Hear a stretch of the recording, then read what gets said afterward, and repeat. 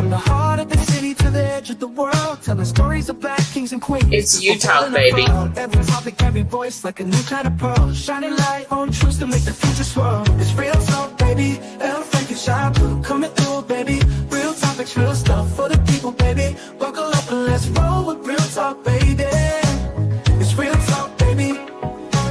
It's real talk, baby. It's real talk, baby. And it ain't no me without you, baby.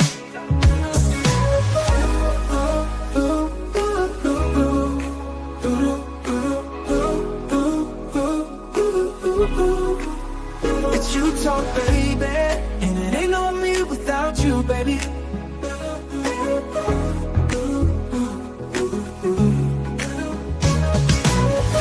the heart of the city to the edge of the world. It's Utah, baby. Black kings and queens, but both and I'm from. Every time we carry. Yo, yo, yo. Real Talk family. What go on? What go on? Real Talk is back in the building tonight, and y'all know how we start every show.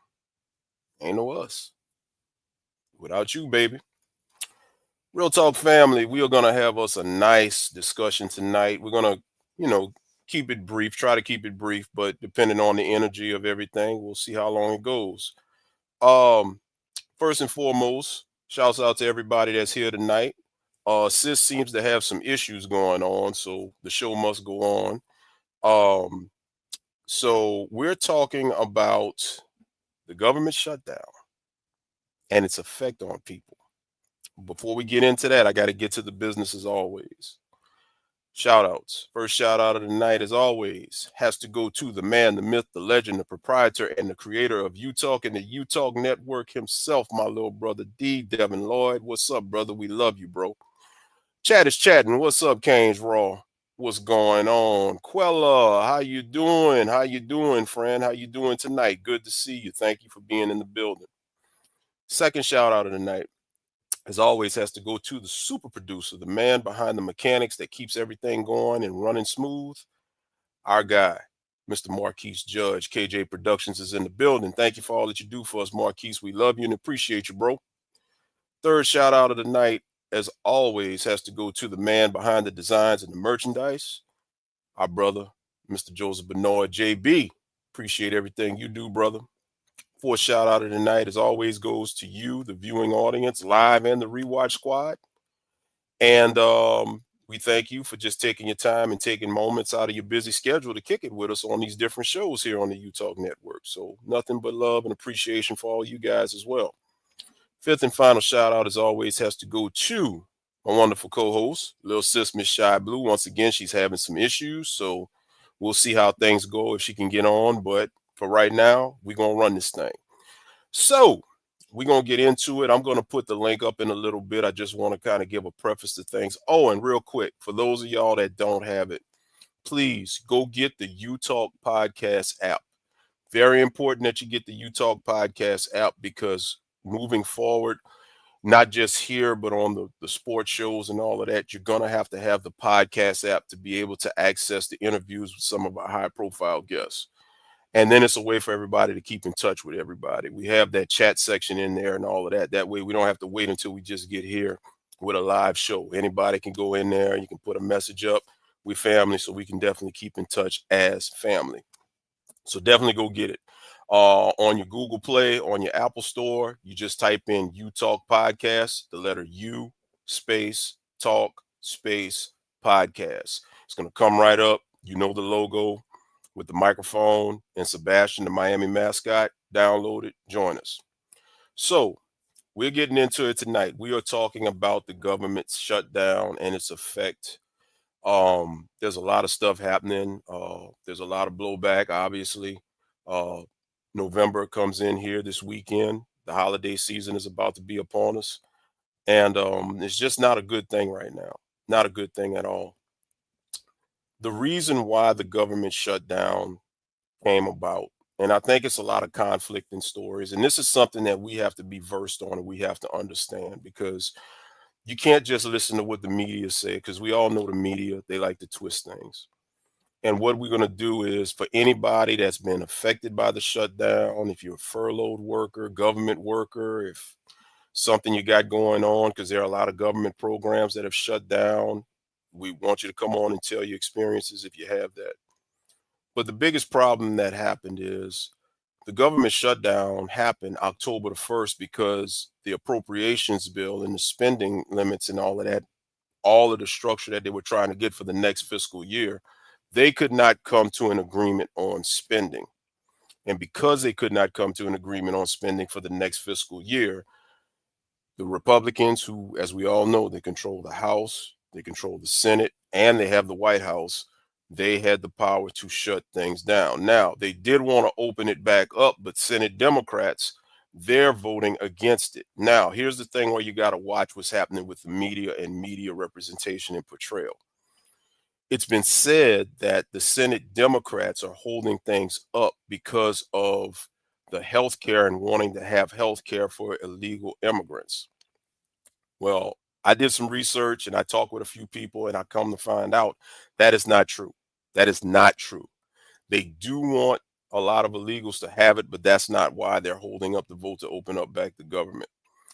They are holding up the vote to open it back up because the ACA, Affordable Care Act, aka Obamacare, the terms of, or should I say, the provisions and the prices and the premiums and all of that, they basically, the Republicans have not included that in the next spending plan for the next fiscal year. So what that means is when the new fiscal year starts, the Affordable Care Act, Obamacare, is going to cost more. It's going to be more expensive. We all know how expensive health insurance is right now. We know how it is, and then you got obviously the SNAP program, which is really the big thing we're talking about tonight because there's been a lot of reaction from people online. I know y'all have seen it.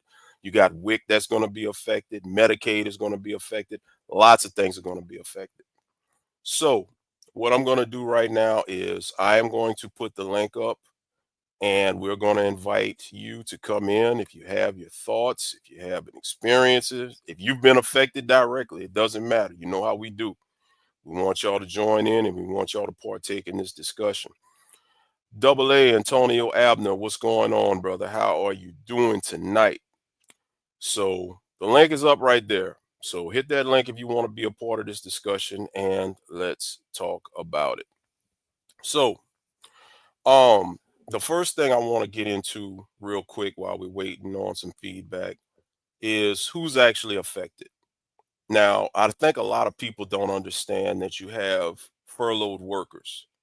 These are your non-essential employees. These are people that's basically working in government offices, but it's like things that's really not necessary, hence the term non-essential. Well, they've been basically temporarily laid off. Now, what's going to happen is there's supposed to be retroactive pay for them whenever the government opens back up. They're supposed to go back and get their, get what's owed to them. The problem with that is who can sit around here waiting on the government to open up and not collect a paycheck? That's just not, to me, a feasible situation. You can't do that. On the other hand, you have the essential workers, and this is where it really gets to be real interesting, because the essential workers, you start talking about your air traffic controllers, you start talking about TSA in the airports, you start talking about your federal, you got all of this stuff going on with the National Guard, federal policing, and all of that stuff. You have a lot of essential workers that don't have a choice in the matter. They have to report for duty. They are working for free. The problem with that is, listen, we've all been there. When you don't feel like you're getting your monetary value, when you don't feel like you're being treated right, you're going to start not giving a damn about your job. And in this situation right now, I think that's really going to be a big, big, big situation. A lot of people, listen, right now, you're not seeing it, but we're going into the holiday season. Holiday travel is going to start taking off. Thanksgiving is the most busiest travel time of the year. If they don't get this thing rectified and picked up, for those of you who are flying, I hope everything works out, but it's going to be some delays. I've read and seen that there's already been a start to some delays with a lot of air travel and this and that, with the government workers. A lot of government workers are just not coming to work. They're calling in. So it's a lot of things here, that it goes into play, and it's just an ugly situation. My concern, my concern is what I've seen online, and I know many of you have seen online. The concern that now for those whose SNAP benefits are getting canceled because the government is closed, they are going to resort to doing whatever it takes to continue living the standard of life they're living as far as getting what they're used to getting every month. Let me go on record as saying this. My heart goes out to the elderly, the disabled, and young people who are on these benefits that are on it temporarily because they're trying to better themselves. We've all been there. Where I'm at right now in life, I'll be very transparent with you. In my younger years, being a young father and a young husband, I was on it temporarily, but I did it until I got to a place in life where I didn't need that anymore. And you have a lot of young people who don't want to work the system. So my heart goes out to them and I'm worried about them. But here's the thing. We all know there's a whole bunch of people that's milking the system, a whole bunch of people. It's almost like this is a vehicle of generational wealth to them. They're passing this down from generation to the next generation and teaching the next generation that this is the way. And the sad part about this situation is that they feel like they have no out, they have no option, they have no out. Like this situation is going down and there is no tomorrow. When in fact you have an able body, you're able to go to work. That's the problem with a lot of these people. Respectfully, I don't feel sorry for them. I don't know about y'all, but for the ones that's milking the system and not doing what they're supposed to do, I do not feel sorry for them. I don't. I don't. Um, Other agencies that's affected. Now, here's one that I'm going to be 100 with. The IRS. They still taking, you're still paying taxes. I know what everybody said. Well, if the government is closed, why in the hell are you still taking taxes out my check? I feel that. But like the auditors and the IRS people and all of this stuff, they are not working. So I don't give a shit about them. It is what it is in that regard. But if you are a late filer, if you got an extension and you're waiting on your money to come through, you're affected because essentially they are closed. Yeah, Quella, it's you just got to be at a point where you just don't you just can't excuse this stuff anymore. Um and obviously, you know, you got WIC and the SNAP benefits, which we've already discussed. So where do we go from here? You know, what happens? Is this, you know, what's going to come out of this? And remember, this is happening under the Trump administration, right? But when you previously had a shutdown that happened under the Obama administration, Trump went on Twitter at the time and said that any shutdown is a failure of the president. Those were his words. That's what he said. With that being said, nothing is being said coming from his way. All of the blame is being placed on the Senate Democrats that are not voting. And the bad part about this whole government shutdown situation right now is you got this side pointing over here, you got this side pointing over here, you got people laying blame at each other, and the people, I'm talking the people, the elderly, the disabled, the young people, the ones I named earlier, they are the ones that's suffering. And another thing that I don't like, funny how this happens going into the holiday season. Thanksgiving is a month away. And if you don't get the benefits back up, it's a lot of people that's not going to be able to have that Thanksgiving dinner. So, what do y'all think about it, man? What do y'all think about it? I mean, at this point, to me, this is a time where our community leaders, the elected officials on a local level, are always talking about what they need to do, what they're going to do, making these promises. It's time for them to step up. What about our local church leaders and our religious leaders and everybody with the civic organizations? They're always saying what they want to do, but guess what? This is the time for them to step up. This is a time right now with this government shutdown where you are going to see who's real and who's fake. Like they say, when somebody shows you their true colors, you believe what you see, you're about to see it. So at the end of the day, where do we go from here? And the thing about it is, you got to remember our last show a couple of weeks ago, my homegirl Kim that was on, Kim had said when we talked about ICE, how they're trying to begin and initiate martial law. The outcome of this thing for people who are really going to have an issue and really go about any means necessary, the outcome of this is going to basically lead into martial law, even more so than everything that you're seeing with ICE right now, messing with brown people and categorizing anybody that speaks Spanish. You can stop them and question them. The way they're doing that with ICE right now, where you can categorize somebody of Latino descent, and if they speak Spanish, that's no different than what they do to us with stop and frisk. It's no different. It's the same thing. It's just for them. And if people start acting out and people start resorting to what I've been seeing online, talking about, I'm going to get what I have to get by any means necessary, martial law is going to be instituted.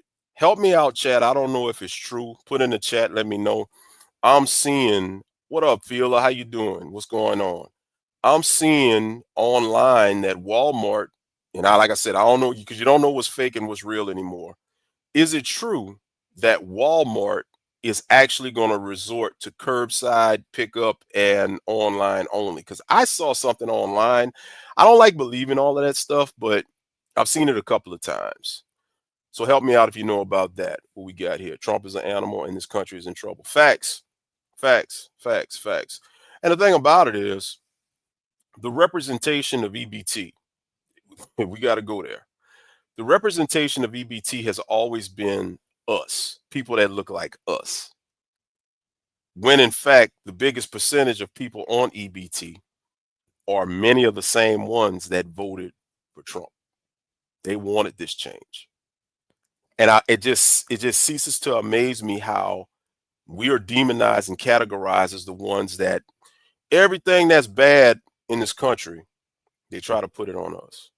As we said a few weeks ago, the DEI stuff. They said that DEI, they basically try to portray DEI was for us, when in fact, it's a fact. Caucasian women are the biggest benefactors of DEI. When you start talking about violence, they talk about us. They say that we're the ones responsible for it. When in fact, go look at the numbers, Google it, Chat GPT, go research it. More violent crimes, the most violent crimes committed in this country are by the Caucasians. You know, it is what it is. I see Sis has finally entered the building, so let me bring Sis in. Hey, There she brother. is. What's good? What's How happening are with you? you? I'm doing good. How you doing? I'm good. I'm good. That's good. That's good. Well, first and foremost, before we get into the topic, how was vacation? It's been a couple of weeks. How's everything? Belize was amazing. Oh my God. I want to get some property over there, actually. Um, it's Yeah. it's it's a beautiful spot. A lot of people don't talk about Belize, but I had an amazing time over there. Really, really good. And it was Did Jay's first time out of the country. So he was excited. did the people because like I said, I know when we went over there, they showed us a lot of love and it was no attitude because normally black people from one country, they look at us, differently, but it was nothing Right. but love. Like that's the vibe I got when I Oh, went. absolutely. All love. And like I went to a spot. If you guys ever go, it's a place called Chef Kareem's. And when I say he has the best stuffed lobster ever, Hmm. amazing, amazing. But yeah, they treated me really, really nice. And, the first language is English over there too. So it was like no, hard Right. ways to, understand anybody. But yeah, I had an amazing time. Definitely going back. Awesome. Yep. Awesome. Awesome. So they showing you love, Cane's Raw, your little I ain't gonna say it, but let's just say Kane's Raw, he likes Hey, you. Kane. How are you? And Quella as well. She's Hi, showing you love as Carla. well. I'm gonna get this comment, then I'm gonna go ahead on and let you weigh in on this subject and the topic tonight. Okay. Um, let me see if I get this name right. I don't want to mess it up. 1 milligram of pine freen. I'm sorry if I messed up your name, bro. I'm sorry. I'm a white dude. People that look like me have been inundated by propaganda, and we aren't smart enough to figure it out. Wow, that's heavy. That's heavy. So Yeah. since we're talking about the government shutdown, we're talking about what's happening with the blowback of EBT and what's your thoughts on this whole situation? I just think it's just ridiculous. When it gets to a point when the government is taking food out of people's mouth and from their tables, it's scary. You know, I was talking to my girlfriend about this the other day. Like everyone that's on government assistance and has EBT are not, bad people or homeless people or drug addicts or alcoholics. They're like working parents, working people that, are just like you and I. Who knows? I Hmm. might be on EBT. You understand what I'm saying? So don't let the parents fool anybody, but however, that's a way of feeding your kids. Like, I am scared. I am scared to see when everything really shuts down and what people are really going to do. Like, what are they supposed to do? And it's about to be the holidays. Like, Yep. I'm really scared to see what's about to really happen here. Um, it's just scary what we're facing now. It really is. It really is. I can't believe it. The I'm not gonna say I can't the believe it. I can believe it, but it's just right.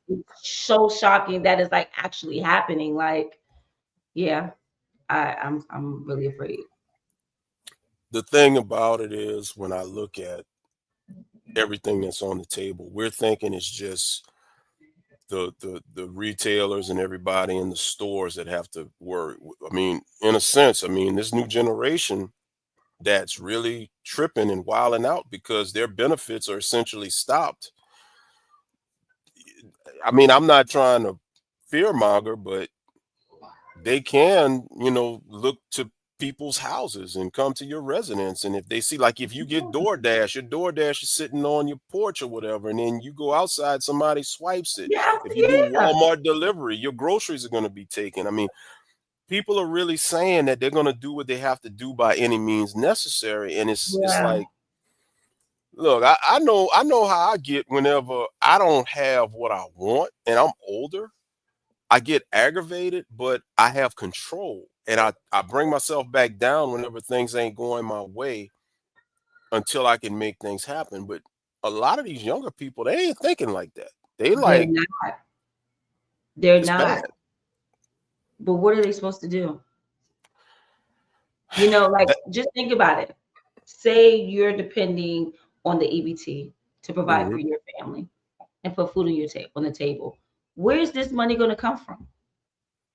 Where are you going to get food from? Like, honestly, what are you supposed to do? I feel like it's a setup. It I is. really feel like it's a setup It is. It is. because It's they absolutely know so. that once some EBT, if you say EBT, that's going to make so many people just go haywire. And I was watching on Instagram and I seen a couple of different things on there. And this one lady was saying, well, let's boycott the holidays. Let's not get those turkeys and this, that. Or like, let's not celebrate the holidays this year. If they want to do this, let's do that. But that's just one day.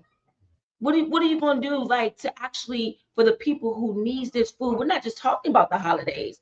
What are they going to Mhm. do tomorrow and the day after that? And then, you understand what I'm saying? Like, Yeah, absolutely.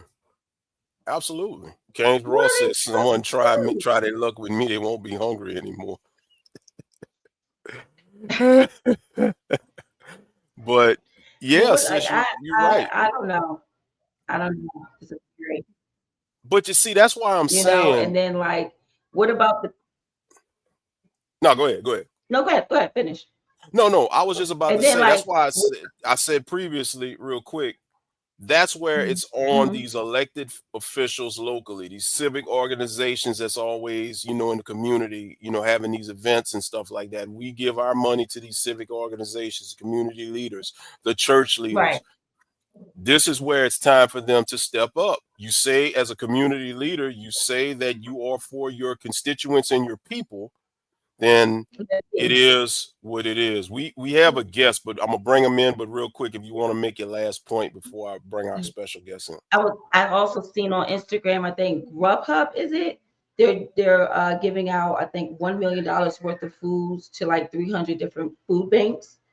I believe. I think I seen something like that. So if anyone is, being affected by this EBT situation, guys, Google food banks in your area and see, if they're doing anything for you guys in the community, just as an option uh out there. Check your local churches as well, because I don't want no one to do anything, end up in jail, and it's just, Right. you know, a domino effect. And yeah, I don't want no one to risk their lives and their freedom. So yeah, I would suggest them to check out the food banks in the area and the churches, you know. Shouts out to D right quick. D says, how are you dependent on EBT? It wasn't designed for a lot of these people to retire, you know, emphasis that on. Yeah, and that's some of them. But then what about the ones that are not? You know, what of the one for the ones that have to Well, that's depend why on, I was saying earlier, you my know? heart goes out to the elderly, the disabled, and the young people that's trying to better themselves that need it. Those are the ones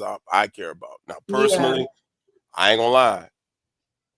If you milking it, I have no love for no you sympathy for for that that. at Neither. all. No But sympathy, for the Mr. ones that are Overdose. actually like still, you know, going to the 9 to 5, they might not meet the requirements for, you know, to be able to pay rent and things like that, and they're beneath the minimum qualification to be able to, you know, afford things. I mean, life is hard.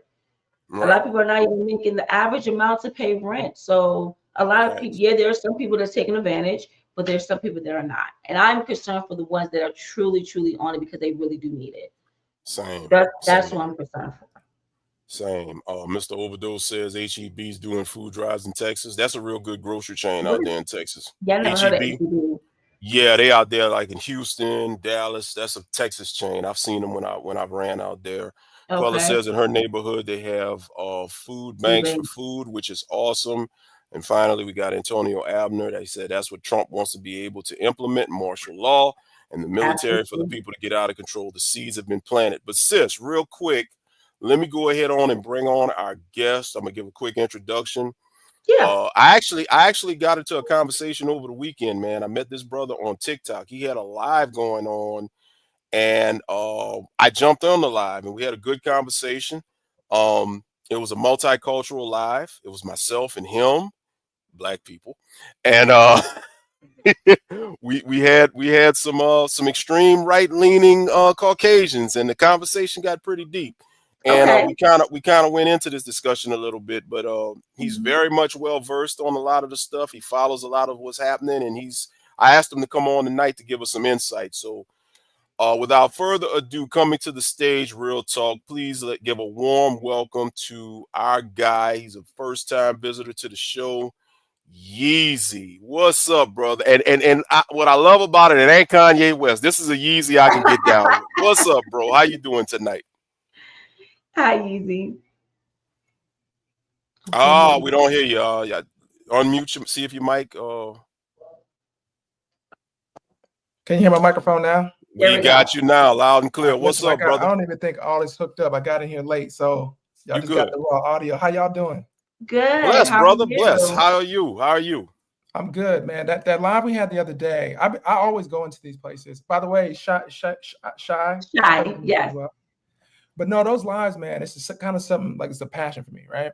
And I Hmm. think I don't know if we do a lot of talking about politics on a high level, and we talked about this, in the comments or whatever case may be. And a lot of times I notice they'll come with, HR 670-2. If you read subparagraph A, this, that, the other, in the 14th Amendment, the birthright citizenship is this. I'd be like, man, I didn't never look into it like that.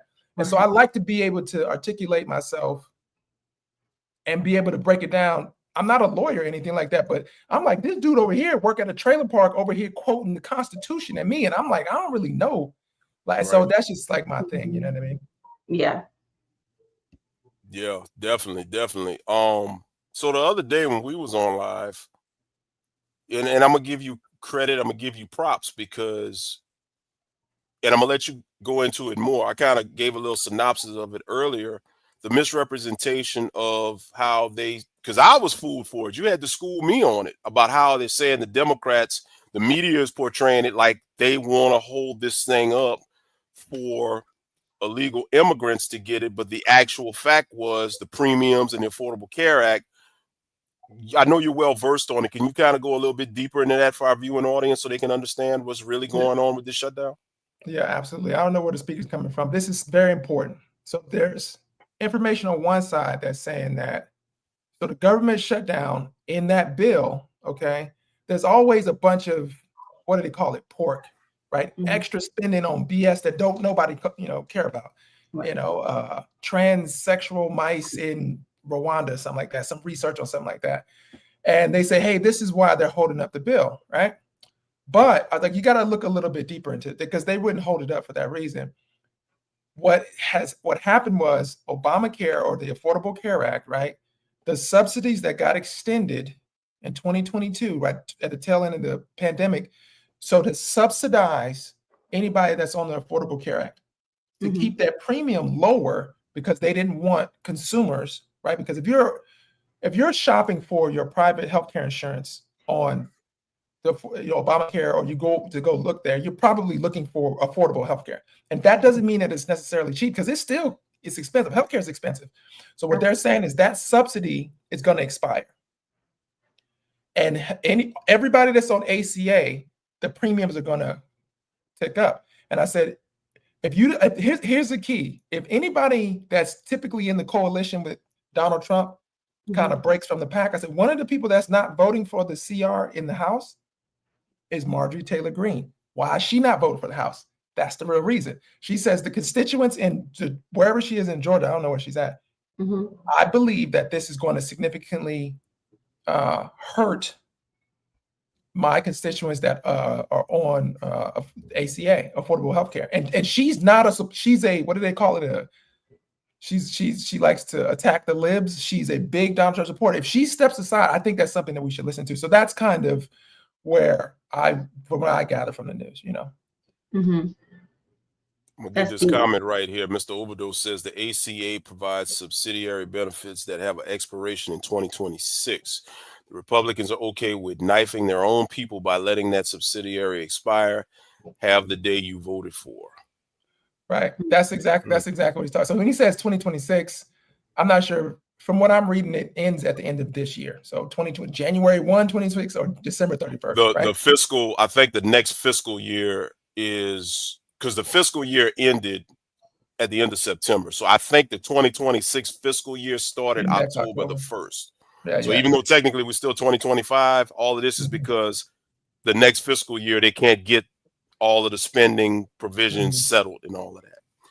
So Yeezy, I want to ask you.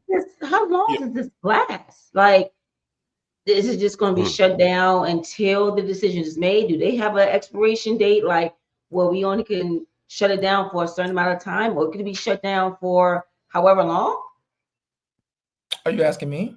Yeah, I'm just asking just in general. Like, how long does it? Okay, so here we go. So the last 3 government shutdowns, right? Mhm. Republican-led government shutdowns. Typically, this happens when the minority party they don't have any leverage. They don't have enough votes to stop the people in the majority from winning. So this is the only thing that they can leverage. So I think every single time it happened, you have to go back and quote me, Donald Trump was in the last time, and it was over the wall because he lost the House in the midterm. So we had the midterm election, and Democrats were like, "Oh, we coming back in power, so we're not going to vote to open up the government." He's like, and he wanted money for the wall. So I used to be an air traffic controller. I don't have any problem admitting that because y'all don't know my real name. But so I worked for the Federal Aviation Administration as an air traffic controller. So they have a union called NACA, National Air Traffic Control Association. Now, they work for the federal government. And what people don't realize is if they don't get paid, there's going to be a problem. Now, they usually like to lay low. So if you Google air traffic control shutdown and look at the previous, this is how it ended. They let the longest full government shutdown, I think it was 36 days or something like that. This is the one I'm talking about under the Trump administration, okay? This is how it ended because air traffic controllers missed a paycheck. If you miss a paycheck at day 30, they mad. After that, all they did was say, hey, since we not getting paid, because we had to let some essential employees go, we can't control traffic at the high level that we normally do. Let's go ahead and get a slowdown at Reagan International, right around DC and Newark, New Jersey, and LaGuardia right there. Right. So if you were to just slow down traffic, I'm saying, we call it ground stop. You ever been sitting at the gate and like, we're waiting? That we call it a ground stop in aviation. Okay. Normally it's weather and maintenance, right? And then so we don't say what it is. We just like ground stop, but we know what it is. And you got to think that pushes everybody back because the air carrier is burning fuel. Mm-hmm. That pilot got to fly to his next destination to continue his route. So it's disrupting the whole thing. So millions, plus on top of that, senators are sitting on the tarmac everywhere because they can't get out. I'm not even talking about it like, I think Dulles is in DC. Dulles and Reagan is in DC, but you got private airports. They can't get out. And they like, man, I'm trying to get back home to Montana and ride my horses. They said, hey, real quick. So what? That's number one. How many UFOs? What does he say? It says, how many UFO alien have you seen but not told anybody? I know. I heard that today. They're saying that there's a comet that's supposed to be coming or something like that, and because the government is shut down, NASA cannot determine, and it could be aliens. I was listening to talk radio today. That's what, that stuff is about. That'll take me too far off the topic. So what they did was after that slowdown, after that, they basically it forced the Republicans to the table because now airline companies start lobbying and say, hey, whatever y'all doing, y'all need to figure that out before we.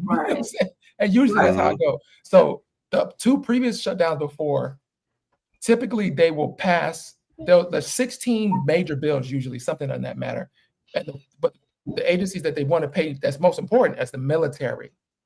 Right. The one I was talking about, I think was the first one in our lifetimes probably that the military didn't get paid because don't nobody agree with not paying the military. Right. So usually if the government shuts down for like a couple days or a week or so, they'll say, hey, okay, here's a resolution to just pay the military. And then they'll be like, okay, let's pay, and they'll piece it together. You see what I'm saying? So what I believe is going to happen is how it's going to end is the Democrats are holding strong, but this what let me get this out. Okay. I was thinking about this while I was riding to get up here, and I said, think about this. What is the average credit card debt of the average American? Number one. How long how much savings does the average American have saved?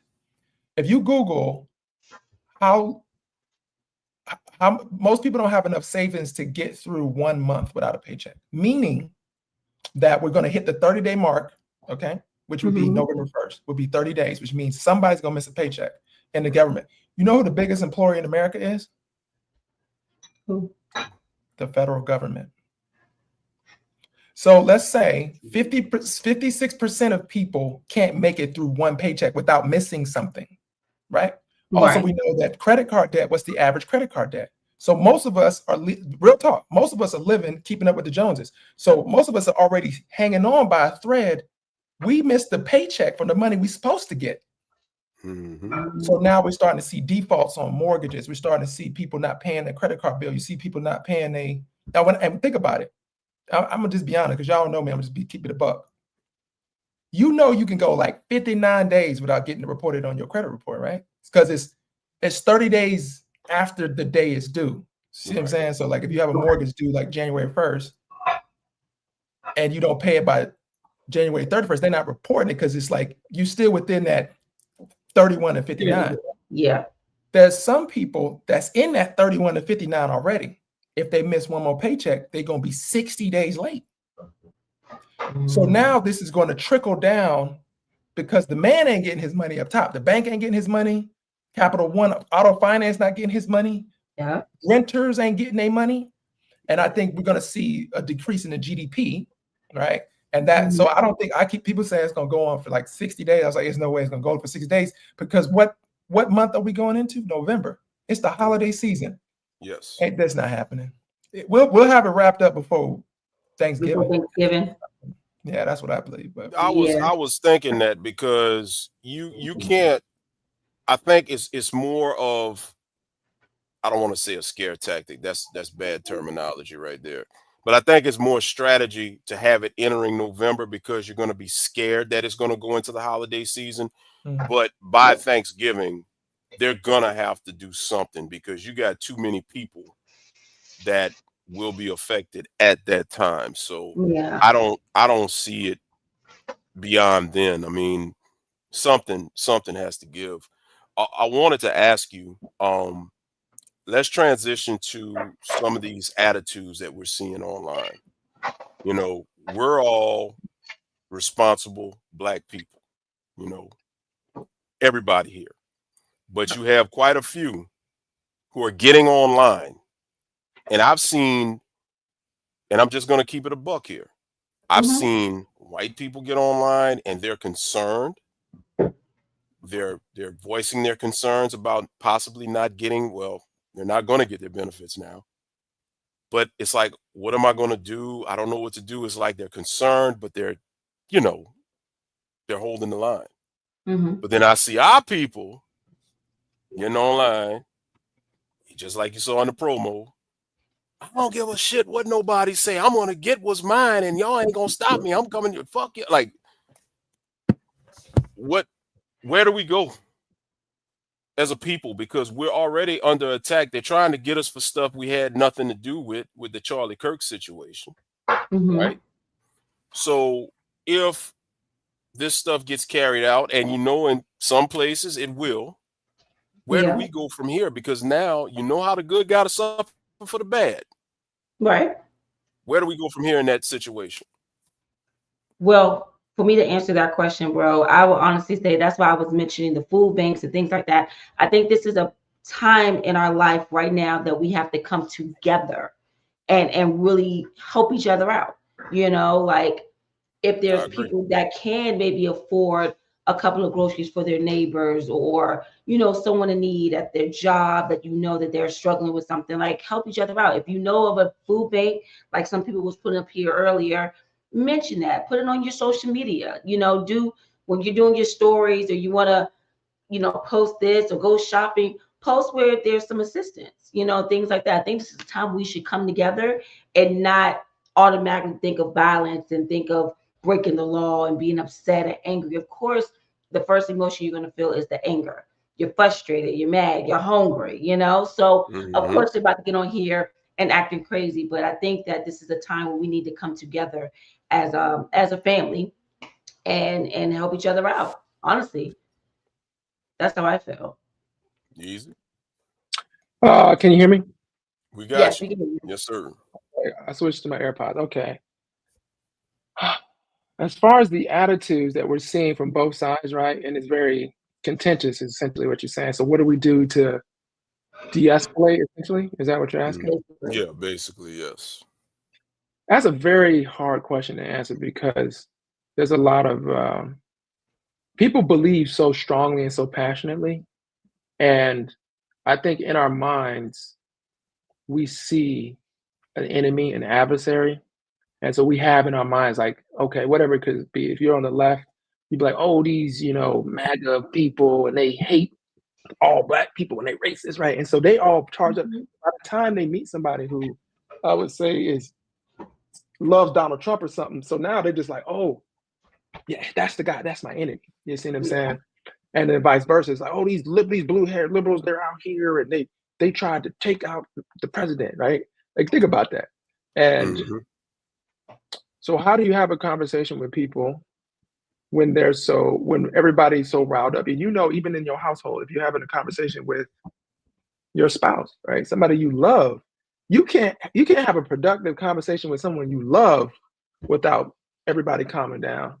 You definitely not going to be able to have a conversation with somebody you don't even know, and the temperatures. You see what I'm saying? Like, what are you talking about? Like, as soon as you raise your voice, bro, we pretty much, there's nothing productive that's going to come out of this. You see what I'm saying? So I think that, and I try to do this. I try to be like, okay, like almost to the point, like almost arrogance. Be like, because you'll hear the same rhetoric or you hear the same thing. So I believe what I believe. So they'll say, yeah, you know, X, Y, Z. I said, tell me a little bit more about X. Well, why does X, Y, Z? Yeah. Well, the thing that concerns me is A, B, and C, and how that affects Z and A. And then try to be, and then because then you'll refine your own, and people will respect you. I was like, don't you think that's a contradiction? Like, you just level up. But what tends to happen is, I think what happens on both sides is the other thing. Somebody may stump you. You can be right and lose an argument because you don't know how to articulate your point, or you don't know enough about the subject. Yep. So that person will stump you and say something. You like, I know that I'm right, and then you kind of lash out. Right. And so a rule of debate to me, like an unofficial rule of debate is if you raise your voice, yell, or insult the other person, you lost. That's the unwritten rules of debate. My job is to be able to stay cool and get you to get out of character. And so anybody watching be like, huh, it's kind of funny that you getting emotional when I asked you, where was you last night? You see what I'm saying? If I asked you where was you last night and you have a straightforward answer, you'd be like, I was chilling with my girl. What you mean? Yeah. Like, if I say where was you last night, Sean, and you was like, I see, you don't get on my nerves. Right, the deflection. You asked me. I'm just gonna smile. I'm gonna be like, yeah, I'm gonna smile. I'm gonna be like, okay, all right, I know you was up to no good. I said, well, listen, me and L. Frank, we gotta go kick it. He told me that he got the lemon pepper chicken wings. We gotta get Right. So I just think we have to do a better job in our personal lives of because that's what the Bible calls. I'm not sure if y'all are Christians, but that's what the Bible calls us to do anyway. The Bible actually talks about not having what scripture was it? And I could find it, but it talks about us not having debates over trivial things, essentially. And when you think about that, you'd be like, low key, I said, man, I've had a lot of discussions about if Bama's the best football team ever. Like, I ain't really supposed to be mad at my brother over a Nick statement. I'm just supposed to be like, well, if you like Roll Tide, all right, well, it is what it is, man. And don't even we ain't even supposed to be getting contentious like that. So right. But so I just think we got to do a much better job with that and the way you carry yourself. Both male and female, when somebody has that, Obama had it. I love Obama. I'm sorry. Yeah, he had that thing, like, I don't even know if he wrong because he walk off like he just right. He's that confident, that just his mannerism, that just the way he carried himself and his confidence. Yes. Yeah. You never hear him out of character. I never heard of him get out of character. Never. I don't think he did. Same tone. Always. Somebody in the comments a second ago asked me about why I became air traffic controller, but I didn't want to divert from the conversation. Oh no, you good. I'll bring it back up. Right here from Juan Manuel. Right here. He said, what made you become an air traffic controller? All this is designed to chaos people hungry and stressed out, prepping for martial law. Yeah, I feel like it's two separate conversations. I don't know if you know what an air traffic controller is, but let me make a short story. I joined the military, right? And I was just trying to get away from the house. It was chaotic when I was in high school. So right out of high school, and the recruiter, I took my ASVAB and I scored. I did good on my ASVAB. He said, man, you could get almost any job in the military. I said, okay, cool. Let me get that list of jobs. He's like, oh, don't worry about it. We'll give it to you later. I said, okay. This is like 2 weeks go by. He never gave me that list. Now, I've always been an observational, intuitive kind of person. So I'm like, you told me I get to pick my job, but you don't give me a list to pick from. Something ain't adding up, right? So I'm like, all right, cool. Even when we were at the recruiter's office, I try to get one of the books that had the list of all the jobs in it. He could take it from me. I'm like, why you take it? Why don't you want me to see the knowledge? Why you only see? Right. You're trying to hide this knowledge from me. So I'm defensive, and he was a brother. So I get to the MEP station. There was another dude. I was just randomly talking to him, and out of this in 2002, he said, "Have you thought about what you want to do?" And I just randomly joked and said, "Man, can I be a pilot?" He said, "No, you can't be no pilot." And then he said these 3 words. It's the first time I ever heard it in my life. He said, "Yeah, I went to the Army off the porch." Yes, true. Yes. He said, "You could be an air traffic controller," and it sounded like. And you know what I mean? It sounded like 1, 2, 3 into the 4. It sounded so smooth. I said, man, that sounds cool. I don't know what it is. It sounds cool, right? So I'm like, yeah, whatever. And I just tucked it away in the back of my mind. I really didn't even think about it. So fast forward, I go to maps. I'm there. And so I really picked air traffic controller just in defiance. You ever do something just to defy somebody else? That's exactly what I picked air traffic controller.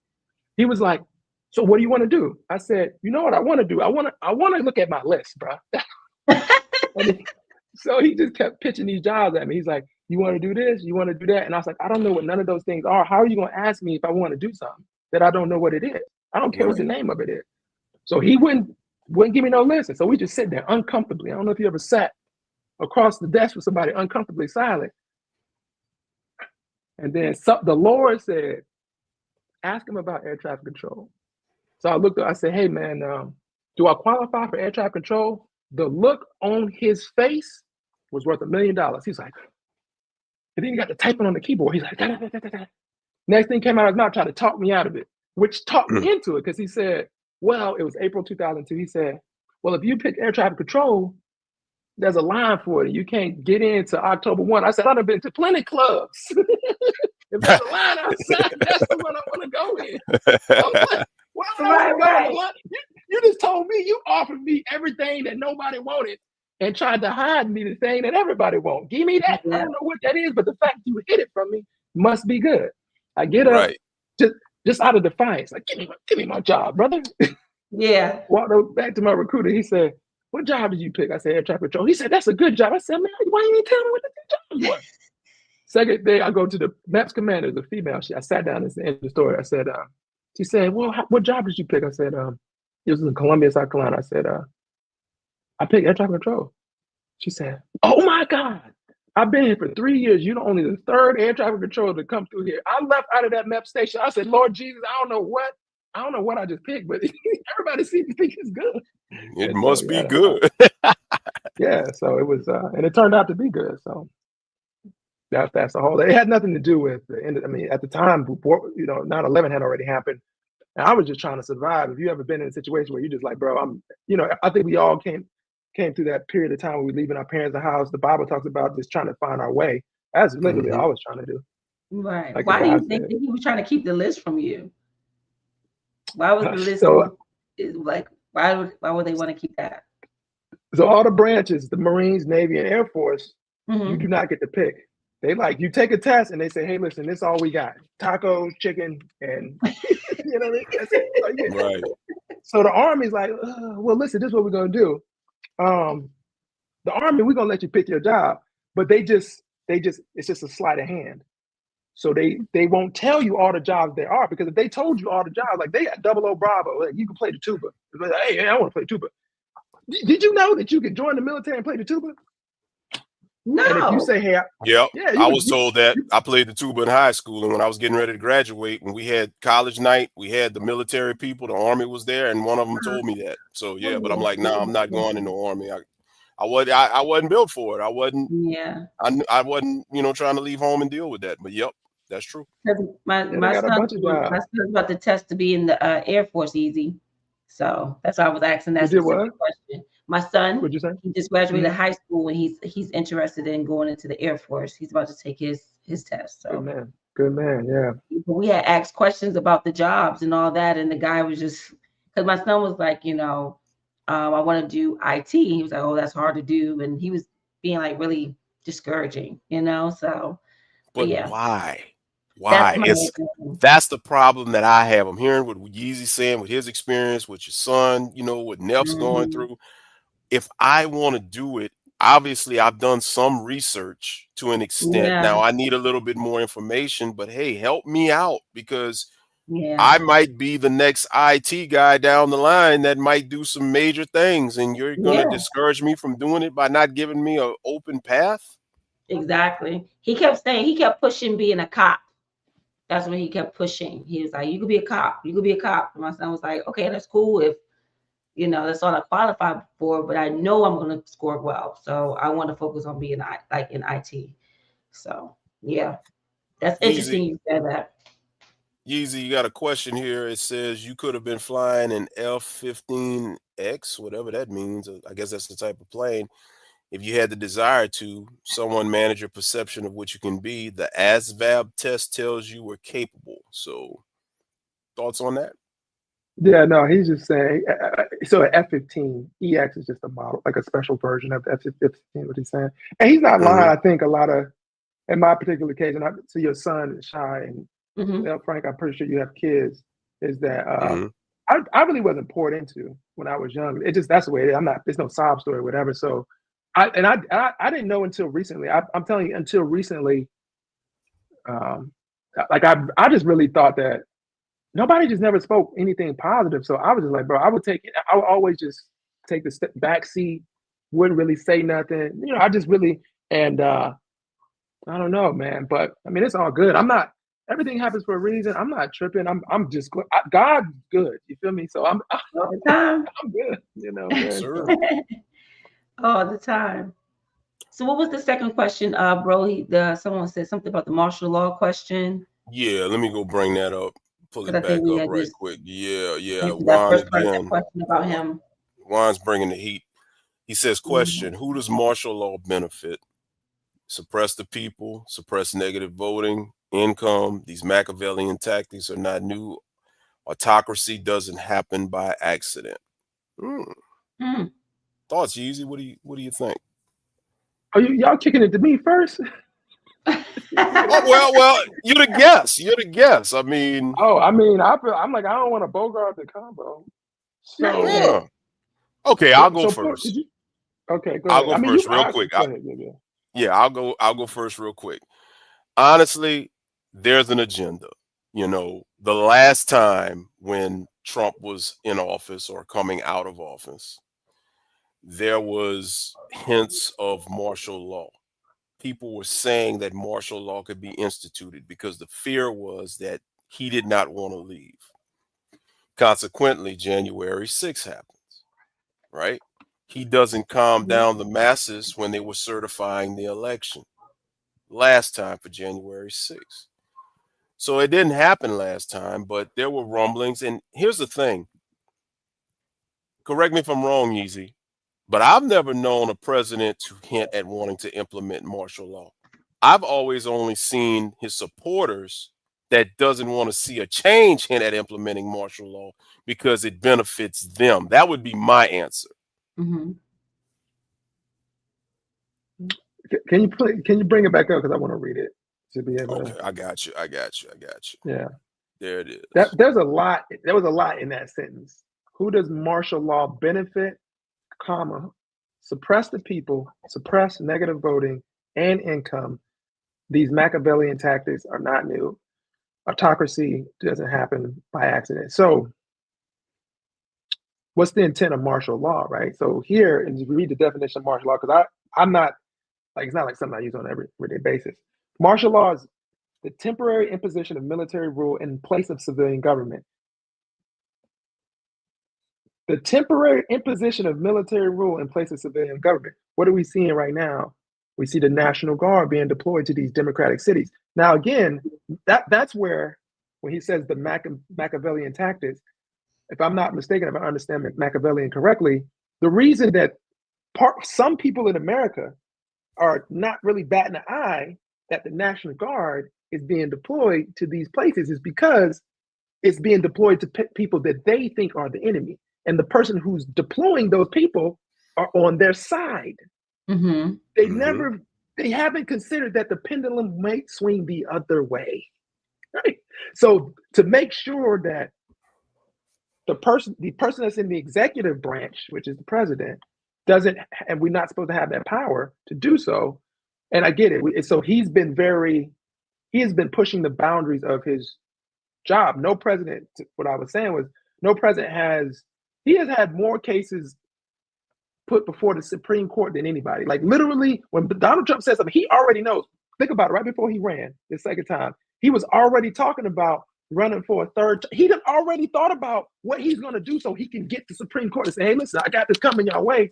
Y'all better figure it out. This is what I want to do." Because the other co-equal branches, the judicial branch, and they don't want that can stop him to say that some of his actions are unlawful. Right. So when he says who does it benefit or not benefit, it depends. One of the last times that we've had I would say a good example of martial law would be the Boston Marathon, right? There was the bombing at Boston Marathon. I think it was like 5 or 6 years ago. I can't remember when that was. Yeah, I remember that. To find the guy, they had to shut the city down. Which, if you think about it, it's like, yeah, it's good on law enforcement, but also the government has the capability to shut your city down. Oh yeah, and you ain't even know it. Like they hey, listen, inside by 8 o'clock curfew. Anybody outside? Hands up, we will shoot.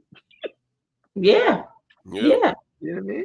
We know about that down here when hurricanes and stuff happen, and that's not really martial law, but it kind of gives you feelings of martial law because when there's no control, the hurricane then hit, everything is out of whack and chaotic and chaos. They tell you, say, look, you better not be outside. And I know that's temporary, and it's not for everybody. Yeah. Mm-hmm. The other part he brought up to the end of there, and kind of thoughts, but he was talking about the income. And for me, that's the biggest thing. I hate to say it. The Bible talks about it. What it says, suppress the people, right? Obviously, is control. So the negative voting, I'm not even going to get into that because that'd take too long. And then he said, it doesn't happen by accident. I thought he said something about money. Negative voting and income. Here's the thing when it comes down to income. I wish people would really, I hate to say it. I'm not saying that money is the only thing or it's the most important thing, but it's got to be in the top 3. I know God is up there, your family, money, it's got to be. And this is why. Everything that occurs in some way, shape, or form revolves around it. Even the Bible talks about money quite a bit. People just don't pay attention to it. Right. Yeah. You can't, it's all about control and power. Money can give you the power. So the martial law for the person who gets the power to implement this martial law or whatever is the person who basically look at the donations that went into Donald Trump's pocket. Now, don't get me wrong. Like, if you like Donald Trump, that's fine. But like, you got to start being a little bit skeptical when you like, hold on, Elon Musk, when he's like the richest people in the world. I'm like, hey, did y'all read Revelations? I'm like, wait. I'm like, hold on, bro. Like, you like, look at all these billionaires he's hanging on. I'm like, yes, look at all these billionaires. What does the Bible tell us about money? Like, I'm like, bro, if you were going to leverage, if there's going to be a group of people that's going to leverage control over the other people, what group of people will that be? That's why I'm never like super fond of a super rich person. I said, the richer you are, once you hit past like $500,000, bro, I don't know if I can fully trust you. Half a B. You know what I mean? Like Jordan, I can't trust. I trust Jordan when he was on the Bulls. He only had $100 million. You know what I'm saying? I don't trust Jordan now. He in the B's. You can't trust. Think about it. Oprah. Everybody loved Oprah before she crossed about 1B after B. She ain't doing enough. She this, not other. I think everybody hate Oprah. When she was Ophelia, or what's the name on Color Purple, everybody loved Oprah. We can relate to Oprah. And I just feel like you up in the B's. I'm like, we can't be. What, Matthew 25, the B attitudes. The billionaires got attitudes, man. I'm just saying, I'm just ripping. But so that's why the money is important, because think about it this way. I said this. I thought about this today. And this is so profound. Because the thing that is we talking about the most when it comes down to the government shutdown. We going back to the Affordable Care Act. Why are we so hell bent on saying, okay, we don't want to give healthcare to this person, this person, this person? We do a lot of talking about healthcare, but I don't know if anybody's been around anybody who's had a health situation or this. I said, but really think about it. When last time you've been to somebody's grave? Think about who get buried. The only people that get buried are people who have enough money to put themselves in the grave. Right. More than likely, if they had the money to put themselves in the grave, they got healthcare insurance to make themselves live a certain amount of time. But think about it this way. I want you to look this up, one of you. I'm going to do a question and answer. You guys ready? Okay. Shoot. Go ahead. Or you could just answer me straight up if you know. How many people live in America? Hold up, I'm looking it up. All right. It says the population is estimated to be about 340 million people as of 2024. That's what I got. Okay. Too. All right. So how many people live in China? That's crazy. He said I was just asking somebody about that. Looking it up. 1.409 billion. Okay, so that's almost 5 times that amount, right? So what's 5 times 3 is 15. So that's 1.5. It's just under 1.5. But let's just reduce it by 4, because 4 times 3 is 12, which is 1.2 billion. So China is 1.2. It's 4 times our size in population and volume, 4 times. I want you to think about I want you to think about how many people are in America, and then multiply that by 4. Yes. Okay. Life expectancy. Who do you think has? Don't look it up. Who do you think has higher life expectancy? Us at 340 million, or China at 1.4? Absolutely, China. China. Absolutely. Okay. So here's the thing. Go ahead and look it up. I just looked this up. I think they beat us by like 0.1%. Now, if you look at the countries, and this is, I didn't ask y'all to do this, but if you look at the countries with the highest life expectancy, does anybody know what country got the highest life expectancy? Is it India? No, they have one of the lowest, actually. Oh, wow. I'm looking it up And they because I have- do not know. I think it's Japan. It's Japan, one of them up there. It's like Japan, it's all these other European countries.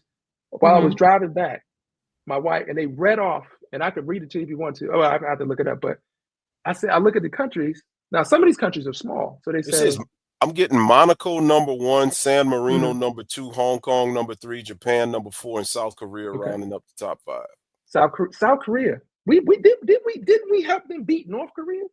So now some people say, well, it's a small country, so it's easier to keep a smaller group amount of people healthy, right? I said, okay, so wouldn't it be easier for us to keep 300 million people healthier than 1.4 billion people?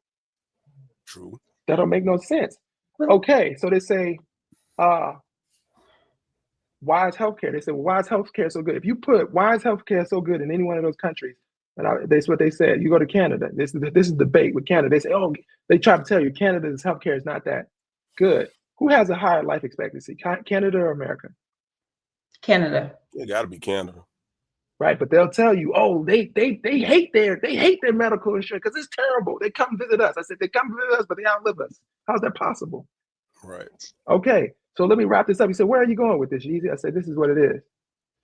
The reason that those countries have higher life expectancy is because of easy access to affordable health care. India is life expectancy is 72 years. I think America's 78.9, right? I think it's like that. Yeah, and I think 78.9, and then I think Canada's 81, which is they got 3 points on it, 3 points, which is still a decent amount. India is 72. It says, so you look at the one consistent thing that the countries with higher average, when I say average, meaning that there's people that die at 20, 24, and there's people that live to be 120 to average. If you have a 80 average, how many A's did you get on your quizzes? How many people got living to be 100? Right. A lot. Facts. That's what I'm saying. Facts. So like, and in all cases, they have access to easy, to affordable healthcare, right? So it's like, okay, so explain this to me. Why are all these countries they're providing good healthcare to the people, and we're not? We're supposed to be the strongest country on earth. We have the biggest GDP on earth. Our GDP, think of it this way. China just passed us as the world's largest economy. Just passed us by like a little bit. So they have the same amount of money, GDP, but think about it like this. They got 1.4 billion kids with the same amount of money we got. We got a family 4 times smaller. If you had 14 kids and I had 3 kids, whose cost of living is more? It's gonna be harder for the person with the 14 kids. The 14 kids. So you gotta ask us that question. So which brings us back to the shutdown. You mean to tell me that the big beautiful bill and Donald Trump did all of this work that's going to lower, or it's going to increase the premiums for people who already have healthcare? Do me a favor. How much does healthcare cost monthly with decent healthcare cost? I think it's like $700 for a family of 4. Whatever it is, 700-800, yeah, easy. At least. Whatever it is too high. You know, our system is so bad. Our healthcare system is so bad. There was a guy last year who pew-pewed a healthcare official. He the only person that I ever lived in my whole life that most people was not mad about it. That's how bad our healthcare system is. I remember that. Democrats are shutting down the government because they trying to distract you with it's about the Rwandan mice or something like that. They don't want them ACA premiums. So my question is, why are we so hell-bent on making it only for those who can afford it, when we can see that other people in the world are living longer by making it more accessible? If we can make it more accessible, which means we'll live longer, which means that we can bring more prosperity to this country, but they say they're America first. That's not America first, in my opinion, by saying the only people, because think about it. Everybody you know, I'm not even gonna lie, bro, I've been keeping a buck. I be seeing these people that got money, hey, their kids got all the prescriptions. Oh, they in all the therapy. They in all the physical therapy. They getting all the checkups. When I grew up, I ain't got no checkups. I was on Medicare or whatever the chief. You see what I'm saying? I'm like, because it costs too much money. How many people you know when they found out for a long time, you knew they were sick for a little bit, and they's like, they hesitated. Why? It's like, I don't want to go to the doctor because they knew that bill was going to be too high. But had they gone a little bit early, they would have caught it we done all lost people like that. It's time out for that. It's time out for that. And the only person that came up with an idea that actually got it to across the table was Barack Obama, and they hated him for it. Yeah. And I'm like, are you kidding me? He tried to do something. And my thing has been, I'm gonna land my plane with this.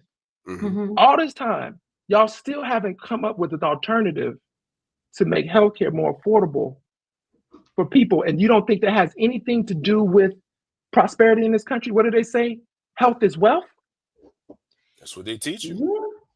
But we have it's a high percentage of obesity here in the U.S. though. There's a high obesity in India too. Yeah. Ain't that something? Yeah, honestly. So like, we can have they can have more access to the healthcare and things like that. But I feel like with the U.S., I feel like it's our lifestyle here. The lifestyle here is way different than a lot of other countries in regards to, what we're eating, the drug use, just a lot of things here differently. It's so different than other countries. And even if they have more, access to healthcare, they wouldn't even need it as much. Right. We need it because we're basically like killing ourselves. We're always sick. It's disease after disease. When you go to China, you don't see a lot of obese people there. You don't even see a lot of people that are really sick over there, honestly. So it's like, even in Canada, like a lot of other places, it's way different, I think, honestly. I want to highlight a couple of comments because they got some real good comments coming through. First with Quella. Quella says she works for the veteran hospital and she thinks it's crazy, this is true. I've seen this before. The government makes veterans pay for health care. That is insane. That is insane. You serve this country and you know. I didn't know that. I thought veterans get free health care. No. There is a percentage that they have to pay. I mean, you have the VA. Are you asking me? No, I was just saying this in general because I don't want to contradict nobody. I got a VA appointment tomorrow. My last colonoscopy was at the VA. I ain't paid a dime. Yeah, I thought it was free. I didn't pay a dime. If you go to the VA for everything, I think that people who paying, I put it like this: the people who paying probably not. They're not going to the right places. I haven't paid for sure. I stopped working my air traffic job in 2023. I started going into them for medical. I had my insurance before, Blue Cross Blue Shield, and they sent me to physical therapy. I got a dry needle in my neck and everything. Anytime I need something, I go to them. Yeah. I mean, I don't know who pays for it because I don't. But she says, my uncle, my brothers, they all go to the VA. She says and she says, unless you're service connected. I'm service connected. Yeah, I'm service connected. Yeah. Okay, yeah. So, I see what she's saying. So we agree. If you was in the military and you didn't do your outbound physical or whatever, and they connect some type of disability almost.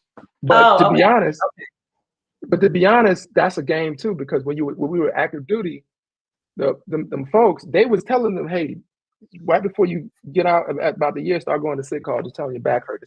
You just need to get something on paper. You see what I'm saying? Because eventually, when you get old, something's gonna happen to you. You see what I'm saying? But most people get something. I used to play a lot of basketball, so I twist my ankle all the time, right? So I was service connected for that. You see what I'm saying? And some other stuff. And so yes, so she's correct. I am service connected. So I forgot about that. My bad. So if you're not service connected, you're paying for your medical. I don't know what. Wow, that's crazy. That is crazy. I didn't know that. She says that's so sad. She says that's my bad. Cordella, she's correct. Yes. I mean, there's some veterans that are homeless. Like I think I was watching something on Netflix where they had a documentary regarding like veterans, and the guy, he was homeless. He couldn't get any help and things like that, and it's just sad. It's sad. Juan has a comment. I'm sorry, Shy. I want to get these comments because they come in with the heat. Juan has a comment. He says he has a question for the panel. Have you prepared yourself and family with 6 weeks supply of canned food, medicine, water, emergency fund, cash reserve, and be prepared for crisis? I have an answer to that, but I'll let y'all go first. I haven't, and I want to. I am going to. How about you, Yeezy? Are you prepared? I ain't prepared, man. I'm not. Not there yet. Mm-mm. I mean, So, I want to get a bunker and everything. I want to be extremely prepared because you know they build a bunker under the new ballroom at the White House. You know that, right? yeah. There's something with that. My answer to this is, in some cases I am, in some cases I'm not. The emergency fund, I'm big into finance, Shy, as you know. We've done shows on finance. Yeah. So you gotta have at least 6 to 8 months of your finances estimated and put up if you can. Your emergency fund is usually, first of all, $1,000, because I follow Dave Ramsey's method as far as that's concerned. $1,000 for emergency expenses, and then at least initially 3 to 6 months of your living expenses. So in my case, my emergency fund, cash reserves, I'm good for that. Now, as far as everything else here, 6-week supply of canned food, I don't really mess with canned food. I eat more raw stuff now. I'm a little bit better with that. I'm up with water and medicine. So I don't have it all, but I am somewhat prepared in that regard. And after going through a hurricane out here in Florida, gives you a couple gallons of gas. Gasoline. That's facts. That's facts. I mean, being down here in Louisiana, I can relate to that. Oh my God. You don't realize how important gasoline is until you're in the situation where it's like, oh my God. Absolutely. It's crazy. Yeah. So we're not gonna be on here much longer, but real quick, Juan has another question for Yeezy. He says, Yeezy, have you ever worked with AESA radar before? No, I'm not familiar with that. I'm assuming he's talking about a type of radar. I'm not. I don't know if he's got the right acronym. If he could spell it out, I'd love that. But anyway. Yeah, no doubt. So, before we get out of here, Yeezy, what do you have going on as far as, I know you do the lives and stuff. Do you have a platform that you'd like to promote, or anything that because one thing about us, man, we always highlight our people, our guests, and always put them on. Anything you have to promote that you'd like to put out? Yeah, honestly, I'm actually a bit of a comedian. I think I've always been just what do they call it, like a animated guy, and I really, at this age, I really want, I have more passions in that regard, but I still gotta put food on the table. So it's not like I could just go out here and be Kevin Hart or anything. But I really want to pursue my passion into writing. And this is I know people say this all the time, but I honestly think, and let me land my plane with this. Hold on a second. Hold up. Shouts out to Eric Myrick for the donut. Thank you, bro. I'm sorry. Go ahead. Continue, Easy. No, you're good. I feel like the content that we have in our community is on media, especially on the main platforms, where as far as like network television or even on all these streaming platforms, like who do we have? We got basically Tyler Perry and 50 Cent. And I don't even want to get into it because I have to open up a whole other can of worms. You touched the nerve when you said Tyler Perry with me. Go ahead, bro. We can't trust him anymore either, Yeezy. So y'all on my side. So yes, sir. So I started this. But I haven't been consistent. As you can see, I have everything set up. I got everything set up. I just haven't been consistent. That's been my hardest problem. But I actually made a list. It's called Black Classics, right? And I'm going to go through each one of them because I've always said growing up, I was like, there was all these movies that we all saw that I didn't even like. I don't even know you, and I know you've seen Crooklyn, or that's a Spike Lee joint. So I can say, no, I know you've seen Dead Presidents, and so when I joined the military, I'm like, how if you old enough, you've seen Cooley High. You see what I'm saying? Yeah. And so that's all culture. And then so then I said, so what I'm gonna do is it's kind of like a rewatchables. But while I'm rewatching it, so I have me and my friends, one of my friends or so, not the same person, I'll have different guests. And I said, we'll rewatch it. And I'll say, hey, what's so awesome about this? So the name of the YouTube channel is just out of curiosity. I only have for some reason, you know how you put the videos, they're not on the main page. You got to click video to get to do. I only did 2 of them. And I've recorded 5. I have recorded 5. And I could do this every day. I could do it every day. I could watch a movie, but the problem is I got to work. I got to make money. So I'm gonna put it in the chat. How do you spell it so we can get you some followers? Just out of curiosity. I have 0 followers. All one word? Nope. Spaces in between each. Just out of curiosity, it's just 2. My very first one is Beauty and Black. and I was talking about how much I hate Beauty and Black. But I rewatched it with my daughter. You got to skip towards. I'm joking and laughing with my friend for the first 45 minutes. You got to get to the part where I'm talking about Beauty and Black and why I don't like Tyler Perry. So the meat of the conversation don't start until 45, which is I got to do better at a job of that. And I'm actually a real estate agent right now, full-time real estate agent, but I'm about to quit that job. And I spent all my time, my actual YouTube channel, the one that taught me how to do everything that I know to do with social media to this point is called Living in Fort Wayne, which if you find that channel, that's who I really am. Don't put that one out there. That's just for y'all if y'all want to check me out or whatever. But that's how I generate leads. So when people move to this place, to where I live at now, me and my wife, I don't really care. Ain't nobody gone. He's Larry, I'm lazy. Post the link. Y'all can post it up. And so it's called Living in Fort Wayne. I live in Fort Wayne, Indiana. That's where I did like all of my, like I got all the stuff, you know what I mean? But I really want to do that. So to answer that question, I really want to write a book, and I want to write I think I can do a show better than Tyler Perry. I really do. Absolutely. Absolutely. I'm working on doing that. Well, I act also, so let's what I'm gonna do is, because we have our own app, so to not put it here on YouTube, we have our own app with our own people that subscribe and they downloaded the app. I'll put that in our group chat on the app. Okay. That way, because YouTube, everybody can access it. With this app, you have to download it. Gotcha. it. So, you got to send me the thing, because you didn't send me that. You just told me we have an app, and I'm like, I don't know what the app is. Well, you see, on TikTok, you can't send the links, but you know what I'm going to do? I'm going to type it. Let me type it.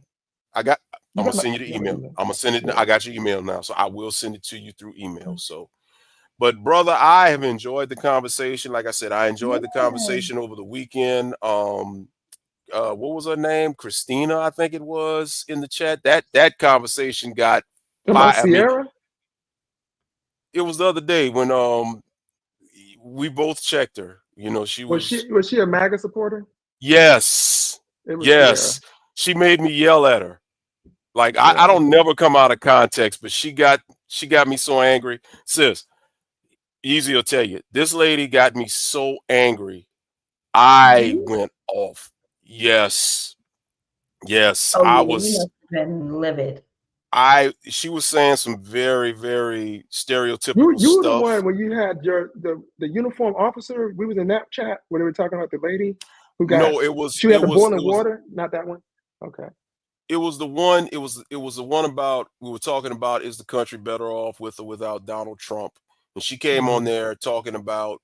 She tried to say that we don't understand. She feels racism and we don't. And when she said that, she feels racism like us, I just lost it. I snapped. I went, sis, when I tell you I snapped on her ass. She asked me, she said, how did your family get to the country? I said, kidnapping. She said, what do you mean?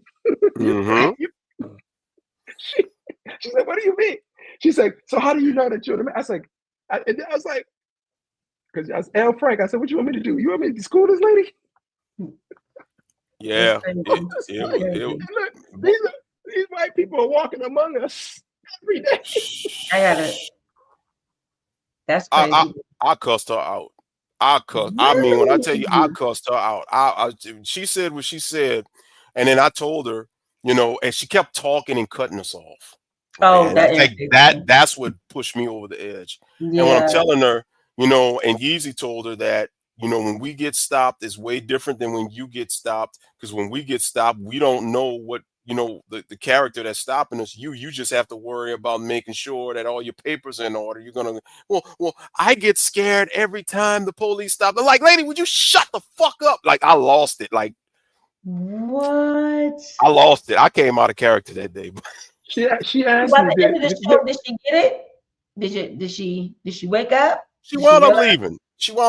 Yeah, she left the they chat. Always bounce. They bounce. She said, have you ever tried to chase your family lineage? I said, Frankie. I said, El Frank. I'm like, bro, what is she? I actually have tried that. I went to what's it called? What's the family tree, John? What's it is? The famous one. Anyway, I don't know. Ancestry, yeah. Have you ever tried that? So what they did was when I got to prior to 1920, it was kind of hard because all they had was the census. So it would be it'll say a card, and it would say like my great grandfather's name, right? And it would say like my grandfather. It'd be like it would have his number, which made me remind me of my grandma. What my grandma said, they used to have midwives in Georgia. Mhm. So because there was no black doctors, and so they would show up and they'd be like, Hattie Mae had a baby. Hattie, when you had the baby? They weren't there. So like my grandpa, we don't really know how old he is, and he was born somewhere between late 1920 and 1930. So Right. before that, so I'm saying like they didn't even keep track of us. Right. They didn't keep track of us. So before Civil War, it's almost impossible before that. Well, we up against it, y'all. But Yeezy, I appreciate you taking time, man. This is the first of many, man. Don't be a stranger, man. We're gonna have you back. We talk about some of everything on this show, and we definitely gonna have you back. And you know, we're gonna promote what you got, man. We're gonna put it in the chat, get you some followers, and hey, look, we got a little tradition we do over here. We're gonna get to that in a second. Real quick, Shy, you want to give some quick departing words before we get out of here? Yes. Well, first and foremost, thank you, Yeezy, for being on the show. It was definitely a pleasure. I'm definitely going to tap in with you, and it was a pleasure for you being here. But just to kind of double back on what we were saying, it's like I said, it's a scary place that we're in right now. Hopefully, you know, just like what Yeezy said, hopefully it won't go on too much longer. At least hopefully this will be over with by the time Thanksgiving and the holidays come around, guys. But in the meantime, if anyone's having any issues with getting food or providing food for your family, you know, check the local food pantries, food banks, the local churches, things like that. I think Aldi is doing a food special where it's like they get like a turkey and vegetables and fruit for just like $40. But there's like certain grocery stores. I think, what was the other one, bro, that the guy was saying? In Texas, it's HEB. Hell, HEB. So just check with like your local grocery stores, just to see, you know, if they're doing anything to assist and help. I don't want anyone to get arrested or do anything to get in trouble, guys. And my prayers are with everyone in this time. Yeah. So Absolutely. So Yeezy, before we get out of here, we got a tradition because this platform was birthed out of the Miami Hurricanes fan base, and we just expanded to it's a long story. Like that, Yeezy. I'll tell you whenever we get a chance to talk. But we throw the U up, you know, for Miami. So what we do with all of our guests, we have you throw the U up as an honorary ritual. We do this on every show. Don't look so scared. Just relax. You know how to do it. I don't listen, bro. I don't know if you know this. I was born in Miami. I don't know if you know this. My favorite college football team is University of Miami. I don't know if you know this. The greatest football team ever assembled was the 2001 Miami Hurricanes. It's the best ever football team ever assembled. Protect this man at all costs. Protect this man at all costs. I know it now. Okay. Protect this brother at all costs. This brother here needs to be protected at all costs. So I don't even have to tell you.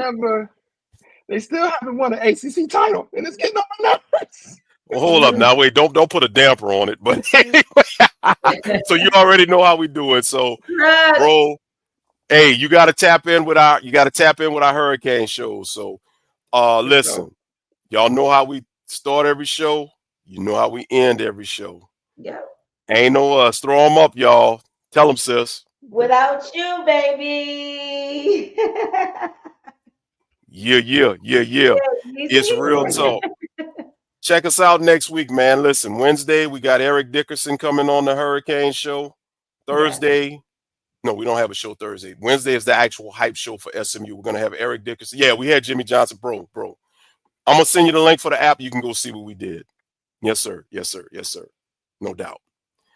All right, y'all. Y'all be blessed, man. We're going to catch y'all on the other side. We will be back next week with another episode of Real Talk. Peace. All right, Yeezy. All right. I don't know how to disconnect. I forgot. You're good, bro. I just collapsed. All right. From the heart of the city to the edge of the world, telling stories of black kings and queens. It's you talk, baby. Every topic, every voice, like a new kind of pearl. Shining light on truths to make the future swirl. It's real talk, baby. El Frank and Shy Blue coming through, baby. Real topics, real stuff for the people, baby. Buckle up and let's roll with real talk, baby. It's real talk, baby. It's real talk, baby. It's real talk, baby. And it ain't no me without you, baby.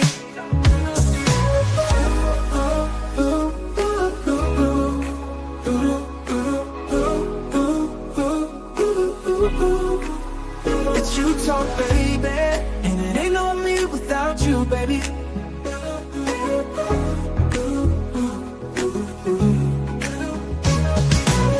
From the heart of the city to the edge of the world.